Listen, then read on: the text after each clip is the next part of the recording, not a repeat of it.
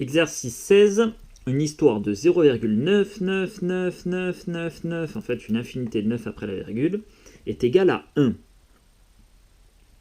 Intéressant.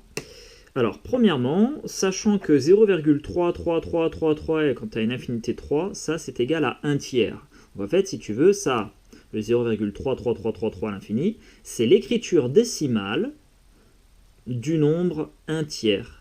Et 1 tiers, c'est l'écriture fractionnaire de cette quantité-là. Voilà. Donc là, on a l'écriture fractionnaire, et là, on a l'écriture décimale. Bon. Déterminer une écriture décimale puis fractionnaire du résultat de 0,33333 à l'infini plus 0,33333 à l'infini. Alors déjà, on va commencer par une écriture décimale. Si tu ajoutes ces deux quantités-là, eh ben, on aura toujours 0 unité.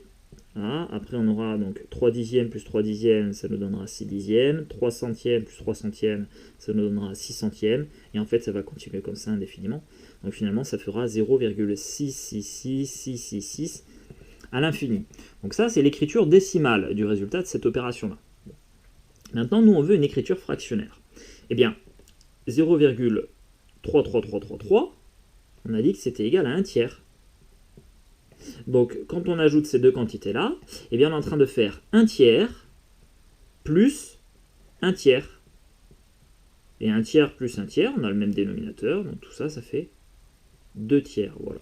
Donc 0,666 à l'infini, eh bien, c'est l'écriture décimale de 2 tiers.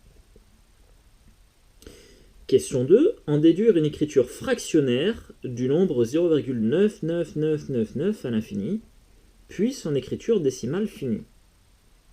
Alors, une écriture fractionnaire de ce nombre-là.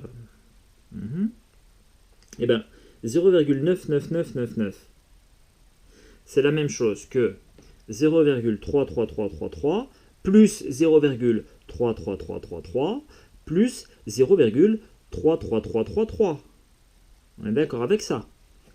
Donc, c'est égal à 3 fois 0,333 à l'infini. Et du coup, c'est la même chose que 3 fois 1 tiers. Hein, l'écriture fractionnaire de cette quantité-là, c'est 1 tiers. Et 3 fois 1 tiers, donc si tu fais 1 tiers plus 1 tiers plus 1 tiers, bah ça fait 3 tiers. Voilà, ça c'est l'écriture fractionnaire de ce nombre-là. Ici, on a une écriture décimale avec une infinité de chiffres après la virgule.